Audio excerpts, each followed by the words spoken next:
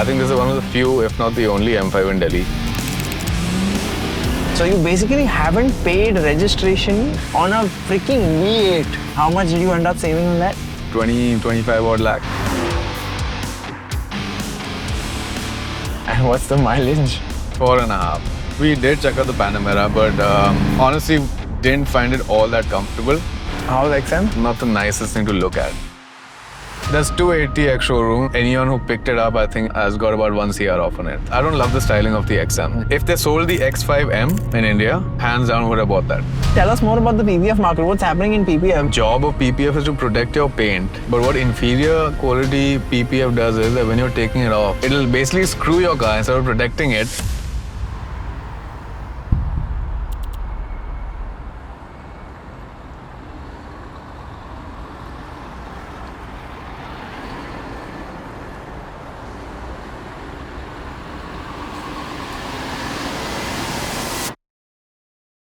This channel is brought to you by the 01 Media Network by Zerodha. With their support, I'll be helping you spend your money wisely.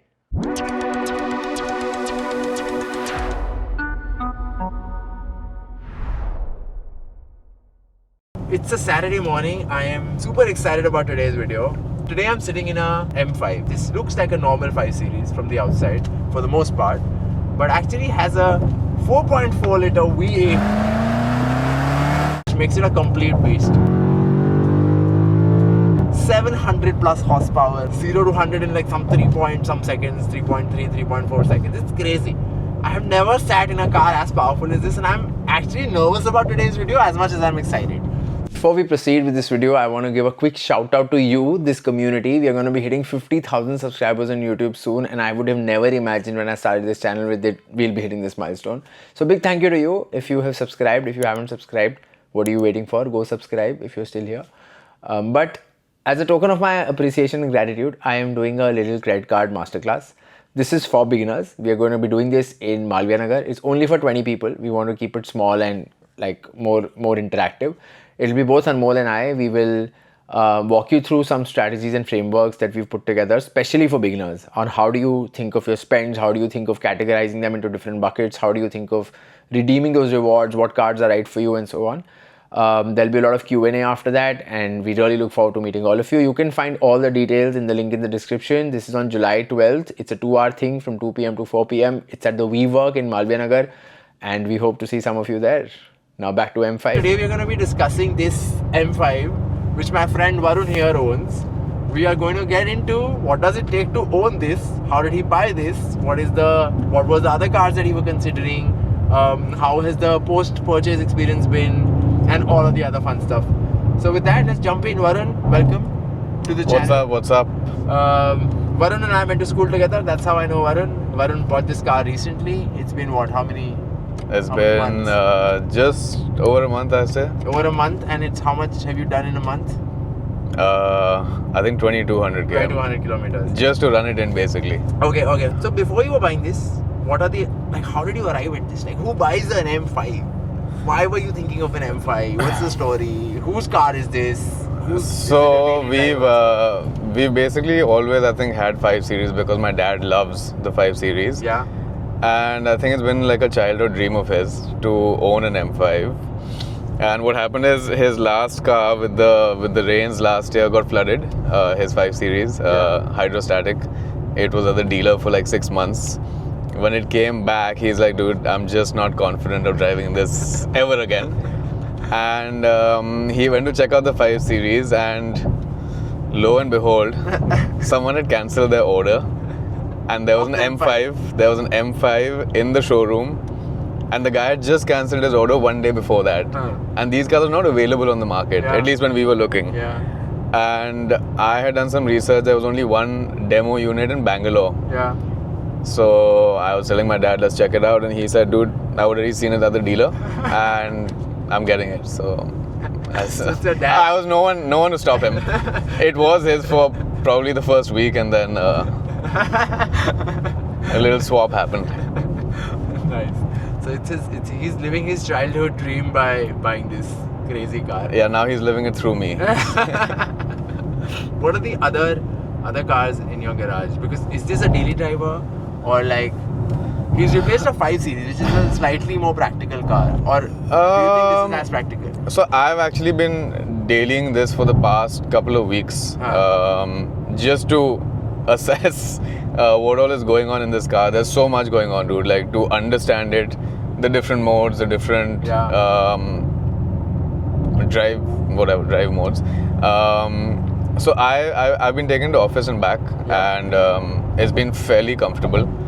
And whenever you want to step on it, there's absolutely zero lag, and you can leave the rest of the traffic behind. Zero lag is a freaking V8. Yeah, and it's got I think 1,000 Newton meters of torque, which is just a insane number. I don't know. Yeah, but before you, when you were buying this, were you also considering some of the other cars in this category, like for example your not Panameras or?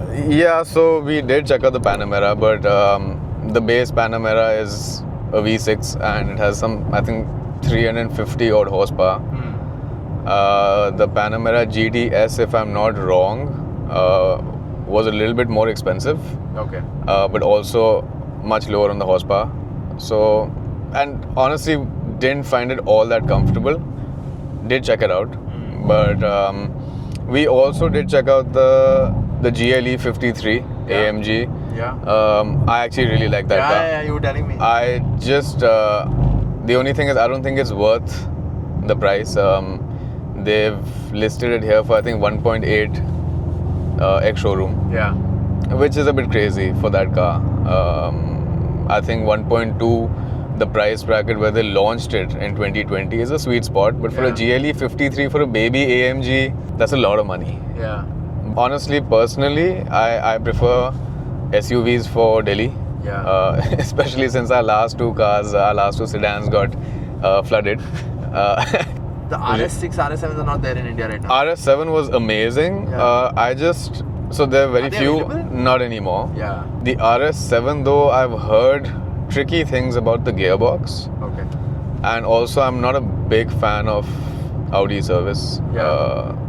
These are just a couple of things to keep in mind. You also had a long history with BMW, given you pretty much ran those cars for like, I don't know what, 10-15 years for the last, you had a 5 Series in the house for like a long time. Correct. How's your experience been with BMW in general? So From a honestly, service standpoint? we actually work very closely with the dealers because in our business we supply equipment to their workshops. So we actually help set up a lot of the BMW workshops across the country. Yeah. So when your car goes in for service, your lifts, your paint shop, all of that, we represent a few brands where they're approved globally by these OEMs as, you know, they're certified vendors. Yeah. So service honestly hasn't been that much of an issue for me. It's like in your own backyard. Yeah. Servicing is basically like sorted. If they don't service my car, then I won't service their equipment. You know. So yeah, I mean, the service with BMW has been honestly pretty solid, except I'm not going to name the dealer.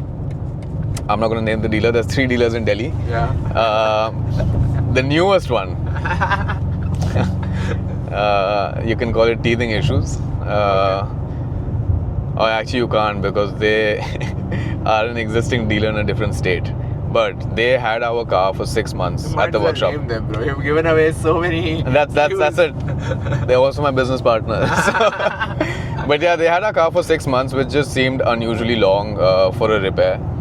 And they just, I think the process they were following, they blamed it on the insurance company, insurance blamed it on the workshop. But eventually, we were just not happy. Yeah. Got it. Was there a waiting for this car in general for M5? Yeah, I think there was a 5-6 month wait that they were mentioning because they had a couple of media cars and otherwise you had to spec your own car. Got it. This is a spec one? This is a spec one. A guy, a very tasteful gentleman, happened to spec this. Is there sarcasm in that tastefulness? Not at all. Why would I be sarcastic about this? I think it's a killer spec. What is the spec? Black exterior, red and black interior. He's gone for the Alcantara headliner and the carbon roof. Yeah. And also the Carbon roof is a good idea. Yeah, weight saving and all of that. But with so much weight on this car, I don't know if that compensates anything. And yeah, he's gone for this M drivers package, which unlocks your top speed to 305. Which I don't know. That's questionable. I don't think I'm going. What were the things that you got done as soon as you bought this car? Did you get anything done? Did you just like enjoy it? So obviously, first things first, got PPF done, and I've ordered a small just like a body kit, but like nothing very hectic, just like accents and like a small front lip, side skirts, easy, like just to complement this car, not go nuts. And obviously, I'm gonna get an exhaust at some point. Because unfortunately, this has 4 pipes. Has 4. Yeah, it has quad exhaust, but you can't hear much. What you hear is mostly through the speakers. Yeah. Which sucks. Why are they doing this? All brands are doing this. Do you know why? Why are they like? I think there's now some regulation on noise pollution, etc. It's also got to do with your emissions, so you have to have like Got it. cats, etc., which I think muffle it. Got it. When you were buying this, how Mhm. much was the biggest question I forgot to ask. How much did you pay for this? What were the registration charges, insurance, all of that stuff? So this is 199 X showroom. Okay. It has a couple of loadings. Nothing very significant on the price. But we registered it in UP. And that basically saved us a lot of tax. Okay, that's a bad way to put it. But it is UP is tax free, dude. UP is tax free for hybrids, which is insane because this is a big ass V8, and we got a tax concession for just a little plug-in socket that we have. So yeah, So plug-in hybrids in UP. yeah, How much- zero how zero much? tax. That is insane. Yeah, How much did you end up saving on that? about 25 odd lakhs. And Delhi is not there. No, Delhi is only for EVs, not for hybrids. That is crazy. Yeah, So that's why this is a UP registered car. yeah. Plug-in hybrids in UP get. Oh man, I did not know they get this. Honestly, even I had no idea. Yeah. Then how did you find out? Till the sales guy walked us through it. He actually told us that the rule is applicable in Delhi also. But I think by the time we were getting it registered, they had just removed it. And then he said UP is also an option. I can't believe. So you basically haven't paid registration on a freaking V8, Yeah. is what you're saying. Yeah, the laws in UP are awesome. Actually, you know what? Let's just go through your proforma invoice for the benefit of our viewers. So the ex-showroom price is 2.079. I think this is because it's a particular spec. So it's slightly higher. Insurance charges are 3.36 lakhs. That's not bad given the car is 2 crore plus. Registration charges, this is where it gets funny. 6,500 rupees. That is insane. Go UP. And that brings the total on-road price to about 2.14. Now that I look at this price, I see your point on why the M5 is actually way more better value for money than a Panamera. You're getting a lot more car, a lot more power for actually lesser. So I will go as far as saying that this is quite good value for money. Why did you not consider the i5 M60, the electric? So honestly, we did. The i5 M60 is a really, really sick car. Yeah. In terms of looks, I think they look pretty much the same. Yeah. The exterior is the same. Yeah. That goes like hellish fast. Yeah. But I mean, if you're a petrol head, man, like You want to be it. yeah, you can't just like that. That straight line speed with no sound is just doesn't do anything for you. Yeah. So you bought it for the joy while you still can. Yeah. As long as you're still making V8s, you might as well enjoy it. Got it. And what was the price difference broadly between which is cheaper, this or that? I would assume that is cheaper. Yeah, that's like half the price of this. Half the price. Yeah, like 1.05x showroom or something. Wow. Something like that. Okay, now that you bought this, what is the use case for this car? Who is using it? Where do you take it? How do you use it? So honestly, we shuttle between me and my dad. When I have it, I'm not shy about taking it anywhere. It can go anywhere. Yeah. The ground clearance is good. Have you scraped? I think once minor, some big speed breaker in Gurgaon, Okay. but nothing major. Okay. Nothing major. It's got fairly good clearance. Okay. That speed breaker was just crazy. Okay.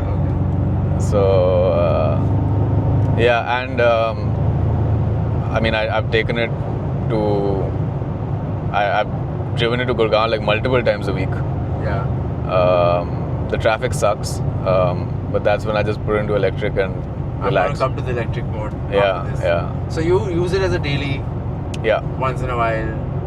I mean, Between honestly, you when and I have it, Yeah. when I have it with me on my time, I spend most of the time in the car. You use it as a daily driver. Do you think making it with the EV mode makes it an easier daily driver? Like, because this also goes full electric. And how is that full electric been? Well, it definitely makes it more affordable to drive. But yeah, full EV mode is amazing. Like I said, like if I'm stuck in crazy traffic or something, I just shift to EV. Or if I'm just moving around the city, like I don't have an open space, I drive in electric. How's the And the regen is insane. Like I haven't had to. I can do without charging my car like for like days, like a week, 10 days. And what's the range like? The all electric range is 62 km. And does it, like, I'm sure you've not tested that. Does it last 60 or does it pop in like? I haven't tested that fully, but Yeah. if I'm low on that, then I just drive in this Wait for it. e-control mode, and it like regenerates real quick. Got it. And you said it's also a lot more affordable. How affordable? What is firstly, what fuel do you put into this?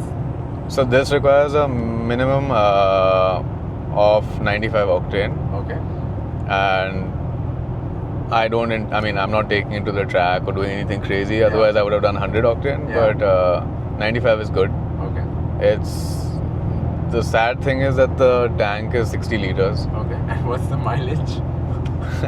how many kilometers to a liter are you getting out of this V8? 4.5. So your It's range not bad. Your range is practically like 300 kilometers, Yeah. and you have a 60 kilometer additional range of Yeah, electric. yeah, So yeah. 360-ish kilometers is what the range of this is. Pretty much. Got it. That's but take a 4.5 अब क्या करें? Yeah, I mean, you haven't bought this car to like, to like care about the mileage. It's Yeah, fucking- yeah. Okay. What else? What else do you like about what are some of the things that, given you're coming from a 5 Series to this, what are some of the upgrades, or like what do you really see different in this car from your previous 5 Series? So obviously Beyond the the- hybrid beyond the- powertrain is nuts. Like there's absolutely zero lag. Like you can just like put your foot down and you go. There's no lag at all.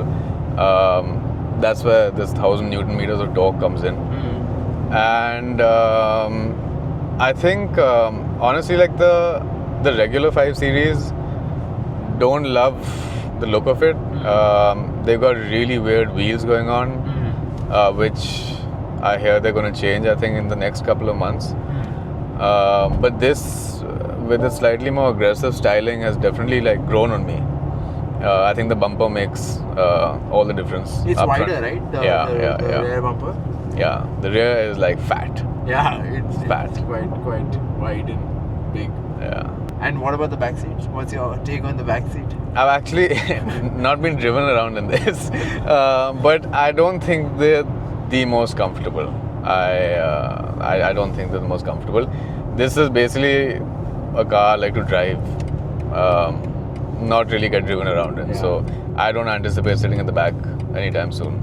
Yeah. These sounds and all are natural, or Both. It's a bit of a mix. Like there is natural sound, but Yeah. then it's just accentuated through the speakers.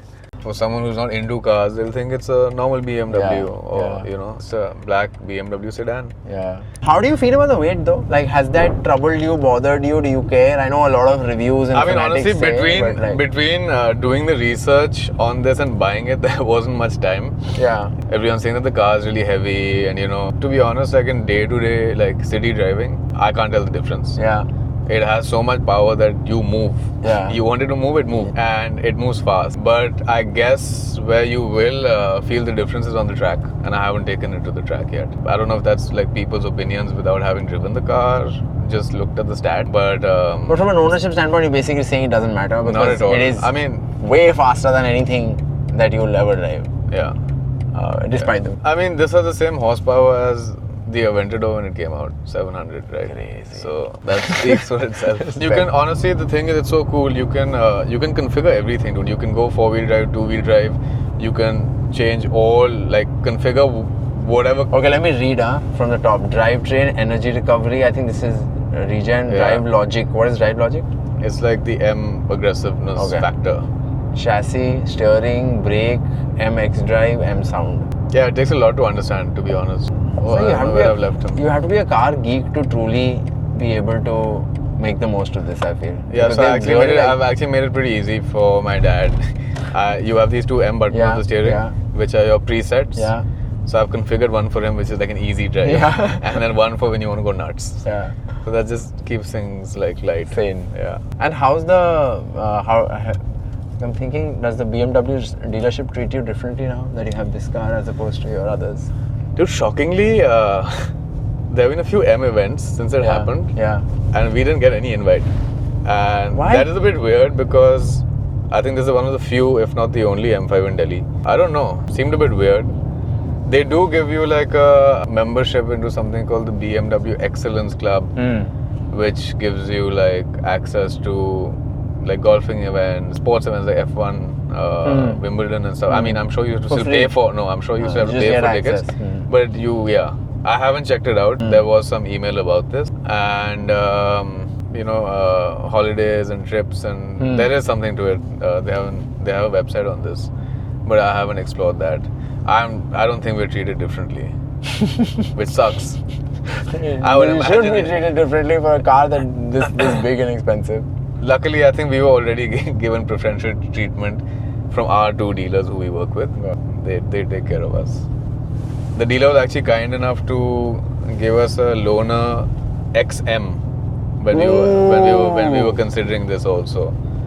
There weren't any M5s around, so that couldn't work out. But they did give us an XM. How's XM? What's your take? I think it's a great car. It's just not the nicest thing to look at. It's polarizing. Yeah, but as a car, it's good. They didn't sell as many as they intended to. It's also mad expensive, right? Or it's the same So price? there's 280X showroom, which anyone who picked it up, I think in the last 7 or 8 months, has got about 1 CR off on it. They Oh. were giving it for 180. I mean, I know like they had heavily discounted So that car. would XM for 180 or this for 199? Choose one. I just I don't love the styling of the XM, Yeah. to be honest. This is like, I mean, that also has crazy power, great drive. Also, it's not a sleeper as such. It's not, and it's not, it's quite in your ugly. It's like face. it's a UFO. I think like I don't love the styling on that, like especially the rear. But to drive, it's a beast. It's the most powerful. That's also hybrid, Yeah, plug-in hybrid. yeah. Instead it in UP. That gives like 65 kilometers per liter is what they claimed mileage is, Yeah, which is nuts. but that means they have a more aggressive switch between hybrid and their. Yeah, you'll actually see a lot on road. I think now because a lot of people picked them up with this discount. They had a couple of units lying around, and now they're all sold. Good car, but not for me. If they sold the X5M in India, Yeah. hands down would have bought that. Why? Because the practicality on Practicality, X5 yeah, I was is just gonna the say. X5 for Delhi. I think is like the perfect car. Yeah. I've been lusting after an X5 myself. Super comfortable, great size. Great to drive. 380 horsepower in petrol variant, and yeah, that's more than enough to when you're zipping around the city in this massive tank. And if you have a V8 X5, then what else do you want? But they don't sell those here. He has a detailing studio, among other things. Why don't you tell them among other things, what are the things that you work on? So I'm currently working on a startup called Rego. We are building an automotive smart repair brand for the Indian market. The Indian repair industry is quite unstructured. There's a lot of jugaad that happens. Customers don't really know what's happening on their cars, to be Yeah. honest. So we're just trying to bring in some practices and some tech and some equipment to basically standardize the repair across the board. Also make it sustainable and safe. Repairs here And cheap. and cheap. Yeah, I mean, like I said, we used to supply equipment to all these car workshops, so we understand like what OEMs need, like what processes, techniques they follow. So trying to bridge that gap basically between OEM workshops and the open market, which people have tried before, but I think mostly been aggregators. We are diving a little bit deeper into things, taking control of how the repair is also done. Now that you are in this industry, tell us more about the PPF market. What's happening in PPF? It's a very, people have a very strong opinion whether to get PPF done, not get PPF done. So first, Dude, let me answer this. It all boils down to awareness, Huh. education. But most industries, this is again very unorganized. A lot of misleading when it comes to pitching to customers. You were telling me The- that the dabba, The concept of PPF is basically like a screen guard on your phone, fake right? dabba. Yeah. We get. I know. I'm gonna get to that, but I'm saying that the concept of a PPF is basically this transparent film which goes on your car to protect the paint, right? Now, a lot of people sell PPF super cheap. They'll apply it on your car. Your car will look nice for say a month or so. All even like bad quality, low quality PPFs will look glossy for the first month, 2 months. Job of PPF is to protect your paint. But what inferior quality PPF does is that when you're taking it off, in case you have an accidental panel or something, you want to take it off, it strips your paint off, or it'll leave some gum on. It'll basically screw your car instead of protecting it just by going for something cheaper. Yeah. You are actually messing up your car, Yeah. which people don't realize because there's not a very high chance that you're going to change a panel. But eventually, after the life of the PPF, you're taking it off, and then you have to pay for a whole new paint job. Then the entire purpose is defeated. There's also a lot of counterfeit that you were telling me that. Oh, it's a lot. It's a box of say a 3M PPF, and then when you open it inside, you can't tell whether it's 3M or it's not 3M, right? Or if it's an Avery or it's not an Avery.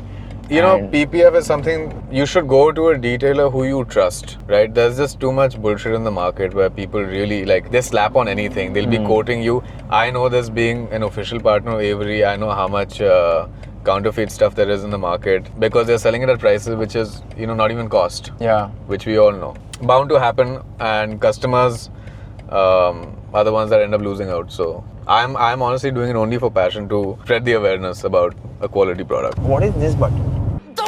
नहीं दबाना था। Oh man. What's that? What pace? What speed did you hit? Not much.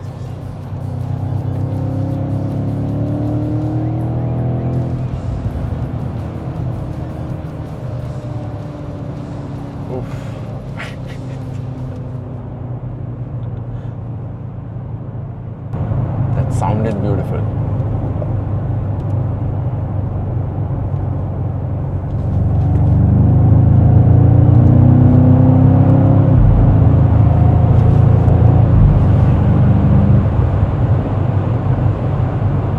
But it feels quite planted, you know what I mean? I'm sure it will be planted.